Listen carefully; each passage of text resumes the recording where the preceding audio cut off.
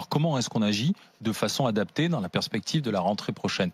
Quelle est la meilleure stratégie alors? Alors, ce qu'il faut, c'est raisonner sur ce que sont et ne sont pas les évolutions de la maladie. On nous a dit qu'il y allait avoir cette deuxième vague au relâchement, qu'il y allait avoir au déconfinement, qu'il y allait avoir la fête de la musique, qu'il y allait avoir avec les clusters de Mayenne dans les régions rurales. Rien. Et puis maintenant, le gimmick, c'est de se dire que c'est une maladie des grandes métropoles. C'est vrai. C'est une maladie qui va se transmettre plus rapidement dans les zones où on se rencontre le plus. Mais comme le Conseil n'y arrive plus au niveau de l'État, on essaye de trouver des solutions qui soient celles pour lesquelles les préfets vont prendre les attitudes qui ont été prises à Laval et en Mayenne, qui n'ont rien changé sur l'évolution de l'hospitalisation, des réanimations et des décès sur l'ensemble du département. Or, c'est sur les décès que l'on voit et que l'on comprend l'importance d'une pandémie.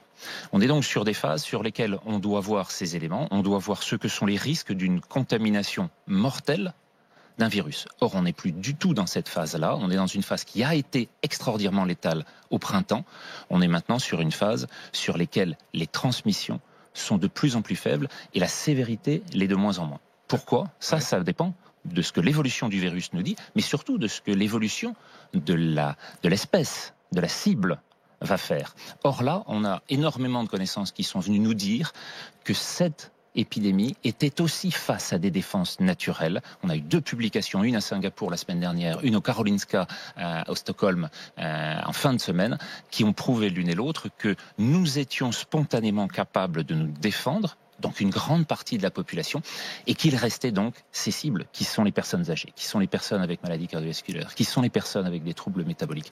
Ce ne sont pas les enfants des écoles, ce ne sont pas les jeunes. Ils peuvent transmettre le virus en quantité faible, et c'est cette quantité, vous parliez tout à l'heure des super propagateurs, qu'on nous a dit être le modèle pour le Diamond Princess.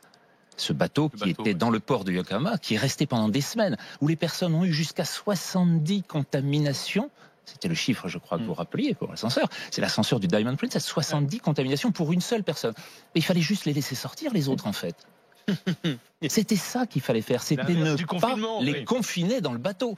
Or, ce que l'on a fait dans les EHPAD en France, ça a été de confiner les personnes. Et on a vu ce taux extraordinairement important, comme d'ailleurs à peu près dans tous les grands pays, avec des maisons de retraite, comme la Suède aussi, avec ce taux important. Si je puis résumer de manière un peu sommaire, pour ceux qui nous écoutent, c'est laissez-nous vivre, les jeunes, aller au travail, mais en prenant juste les précautions de base pour protéger les plus fragiles. Est-ce que j'ai bien résumé ? Exactement, avec des précautions qui doivent être fondées sur des éléments scientifiquement démontrés. Or, nous n'en avons absolument aucun actuellement sur l'utilité, par exemple, des masques en milieu extérieur en fin de phase pandémique.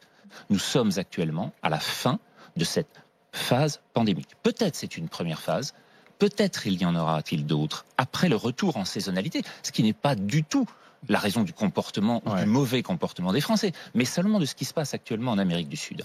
Si c'est le cas et que le virus revient à l'automne, à ce moment-là, il sera temps de reprendre des comportements, de dire où est le danger, mais de le montrer.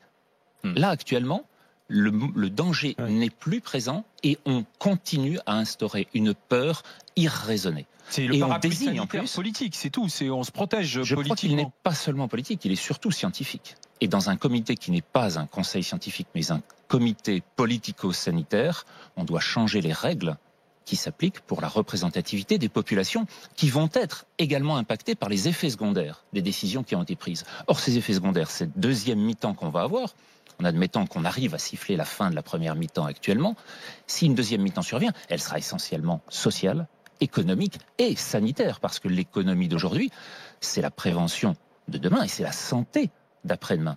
Or, nous venons de montrer actuellement que plus de 60 000 enfants dans le monde sont déjà décédés des causes du confinement général. D'un confinement aveugle qui ne leur a pas permis d'avoir la nutrition nécessaire, d'avoir les apports alimentaires qui leur permettent de survivre, dans l'ensemble des pays qui ont confiné de façon aveugle. Et on voit bien que sur la totalité de ces pays, il n'y a aucune relation entre l'intensité du confinement et le résultat derrière.